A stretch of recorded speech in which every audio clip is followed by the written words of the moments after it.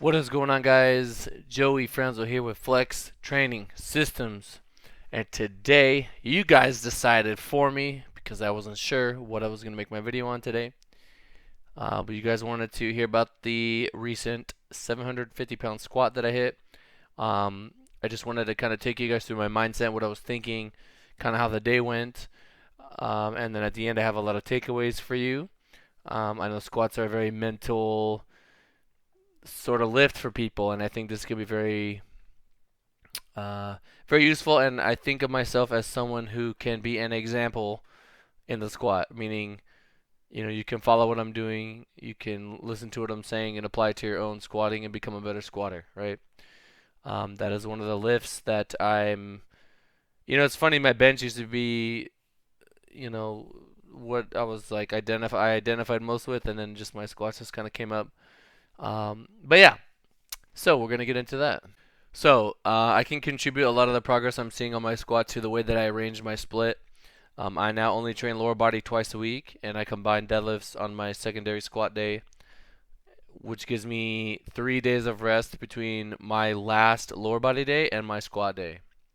My important squat day, right? So if you guys remember that video, we did a couple videos back where we talked about priorities, right? So this will be a priority one squat day, meaning this is my most important squatting day of the week. So by creating that extra distance, that extra rest, right? Not doing more, literally doing less, and giving myself more recovery time. That is really allowing my strength to kind of show up on this day.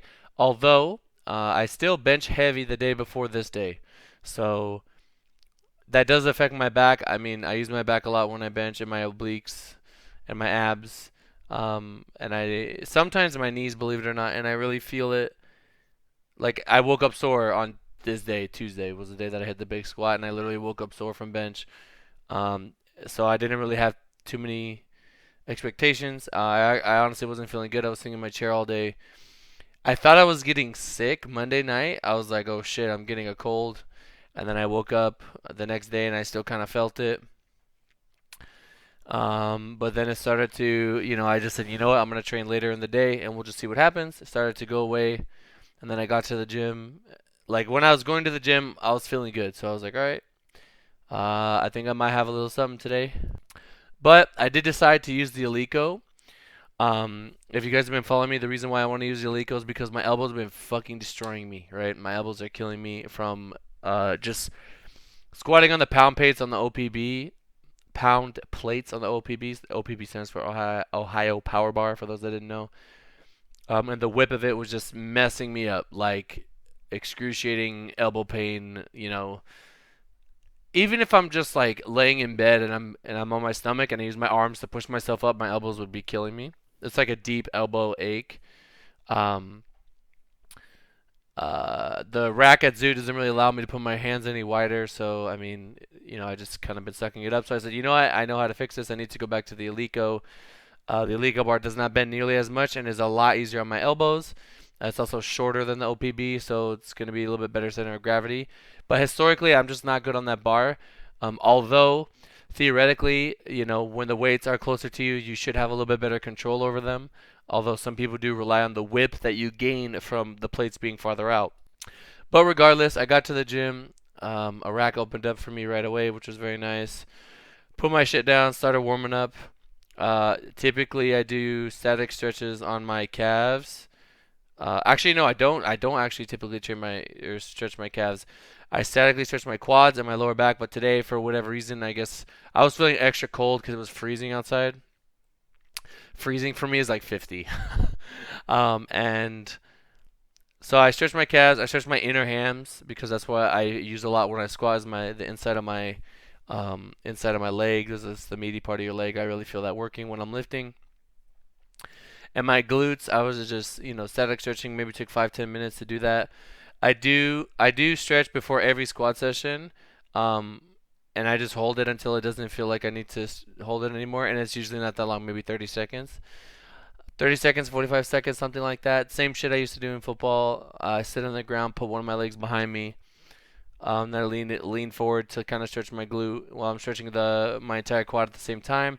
And then for my back, I just grab a pole and I adjust myself to where I feel it in my back, and then I lean back, lean on my heels, and just make sure I feel that pulling in my lower back, and then wait till that whole thing kind of opens up.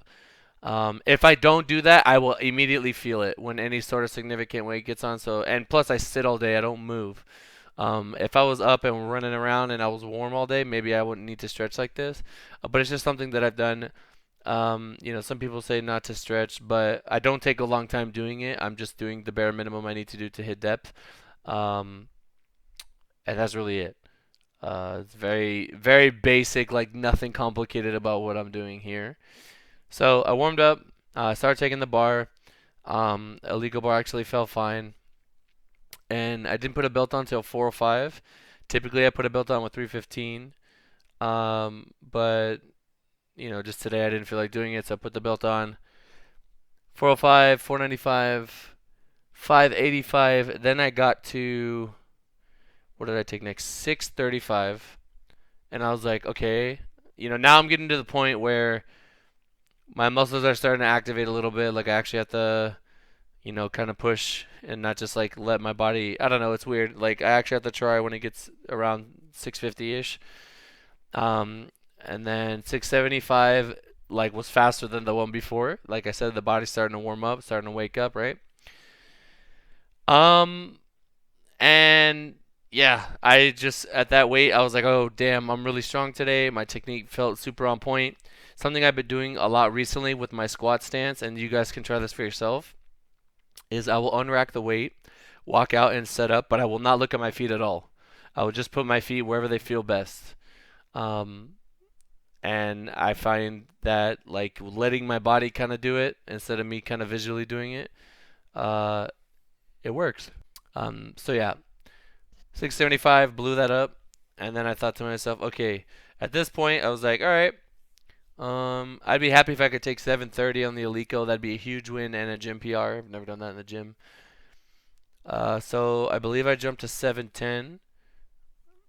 Took that, blew that up. It didn't feel as good as 675. I'm not gonna lie. Um, Maybe because the jump was kind of large, and then I only jumped to 730 because I was like what I had decided I was gonna hit.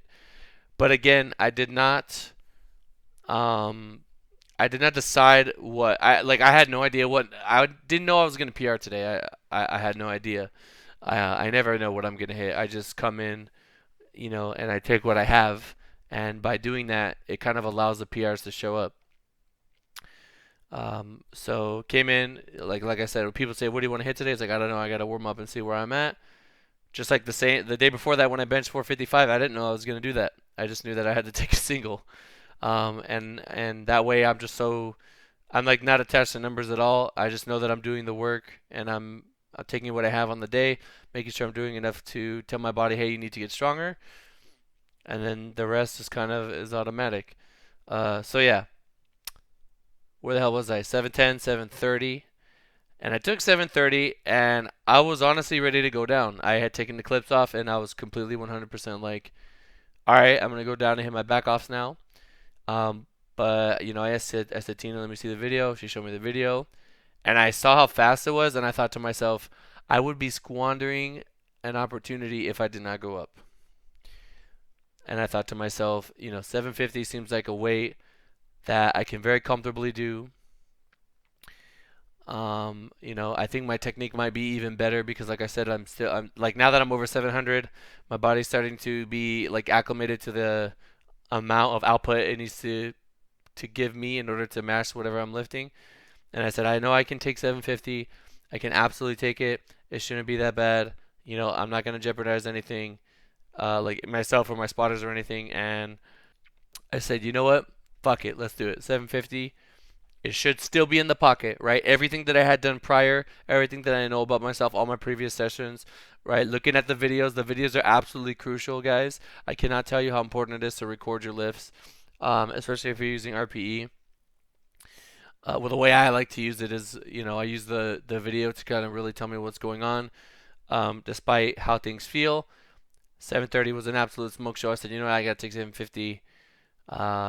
And then I took the 750. You guys saw how fast it was, and there was no doubt in my mind that I had 770. There's no doubt in my mind. I should have gone 710, 740, 770. But I had no idea where I was going to be at. You know, when you're kind of in new territory, it's okay to take smaller jumps like that just to just kind of feel yourself out. So I am if I didn't make any progress between now and the Arnold, I would still be where I want to be because 771 was a number. I actually was only hoping to do like 766, but 771, 783, something like that. This squat to me just tells me like 800 pounds is there. It's coming. It's coming. I don't know when it's gonna come, but it's gonna come. And when it does, you guys will have been following the whole way. So, um, I can't even believe I'm saying that. It's crazy. It's super crazy. So, yeah, 770 was there. 750 was a nice, good, solid single for the day. Technique felt on point. I didn't hurt anywhere. Everything felt good. You know, I blew it up. I made sure to take care of my nutrition. I forgot to mention before I came into the gym. Um, I believe I didn't do. What did I do that day? Ah, yes. I needed to get some salt.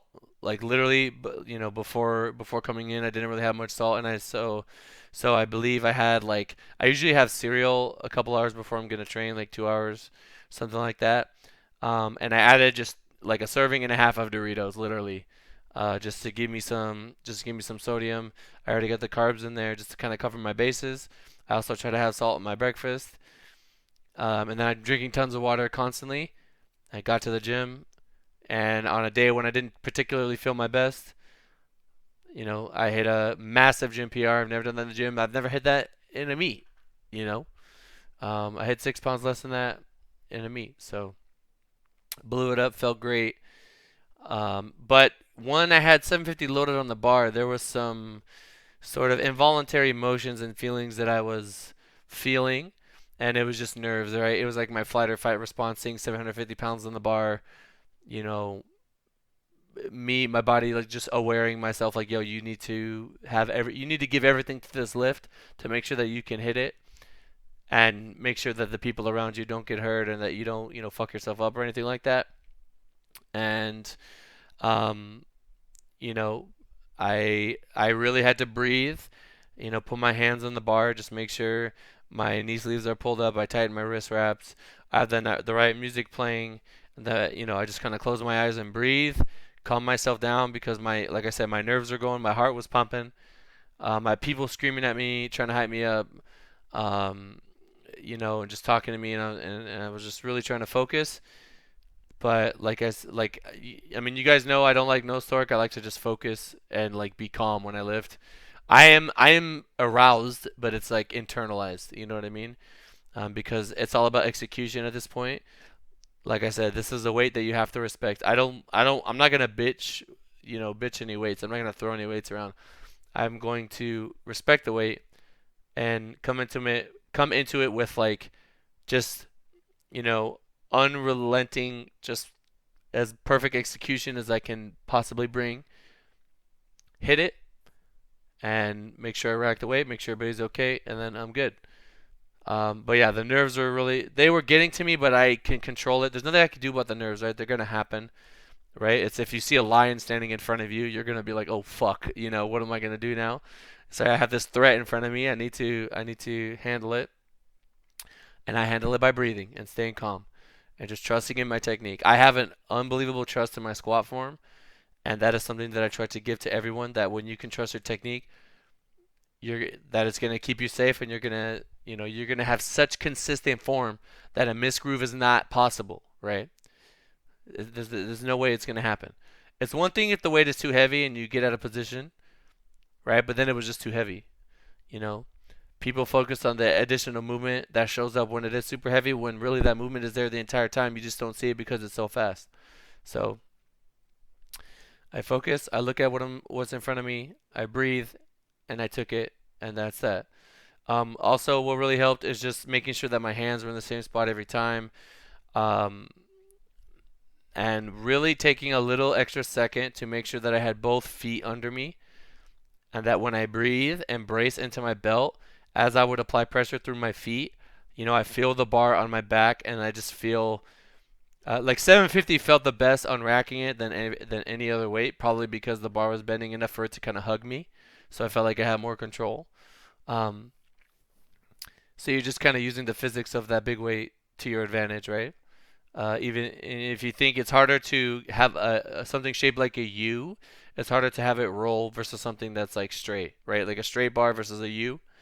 Um, that was another thing that I was thinking about. So it's almost like your control almost goes up, the more weight you get on the bar. Um, I'm just looking at my notes here to make sure I'm not leaving anything out. Oh yeah, but so again, my technique was on point, and then I have here that this is why singles are so important. Um, I don't know why when people hear the term single that they think it has to be a max. A single at 7, a single at 6, you could do it year round. You can literally do it year round. It's not gonna hurt you. It's not gonna harm you. But you have to be honest with yourself, and you have to make sure that you're staying in the pocket and you're not like if you're taking nines all day and your sleep's not on point and all that shit, you're gonna get hurt, and then you're just gonna get passed up by everyone. And you're gonna have depression. All right, so you got to you got to make sure that I'm serious because a lot of lifters they're very emotionally attached to their lifting and they get very depressed when they do bad. So that's why it behooves you to stay in the pocket. It's the same shit that I've been saying forever. Um,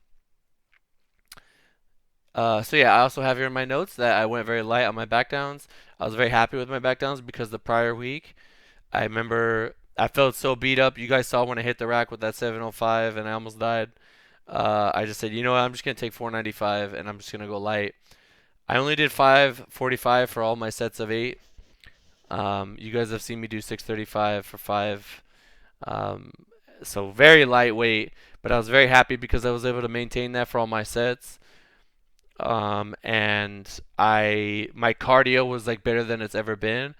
With that, I did not get gas on any of it, and I feel like that's been a huge limiting factor for me. But yeah, 545 for all of my sets, and then I left. I don't do any accessories on my heavy, heavy days. So yeah, I did that, and it was a great day. It was a very positive day. It was a almost 3.5 hour squat workout because it took me so long, and I also had some singles I didn't really need in there. Looking back, I think I would have done 1 plate, 2 plate, 3 plate, 4 plate, 5 plate, 6 plate, 7 plate. So now I've done 8 singles. Legitimately, I probably could have done. Is that right? 675 is how many plates? 7? Yeah, 7 plates. And then 8 plates would have been the 765. I mean, I could have done that or just gone straight to 650, but I think one jump in between, could have been a lot better. So yeah, there's some things on my warm ups I need to change, but this is like what happens when you're getting stronger. You need to kind of adjust things, especially towards the end of it. I want to experiment with like 1 red, 2 red, 3 red, 4 red, 5 red, red and some change, and then take whatever I'm gonna take, but we'll see. But yeah, guys. So takeaways. Sorry, this video is going a little bit longer than I wanted. Takeaways for this video. Uh, Breathing was absolutely key when my nerves came. Absolutely key. My breathing was like super important, and encourage everybody to kind of lift just calm and focused and put everything into the bar, and don't waste your energy getting kind of amped. Um, Warm ups. Like I said, you're stretching just enough to get into position. You could do 5 minutes of the bike if you want. I think I did 5 minutes of the bike. So 5 minutes of bike and then light stretching quickly, and then get under the bar and just really take your time with it. That helped a lot. Um, Take your time under the bar, not so much doing yoga, if that makes sense. Technique. Your technique is your bread and butter. Your technique is going to keep you safe. Your technique is going to carry you through many, many tough workouts, especially when your form is trying to break down. So that's why those singles are very important. You just have to make sure that everything is lined up, bar path is decent, and that you're not leaking power anywhere. Your not hips aren't shooting too crazy or anything like that.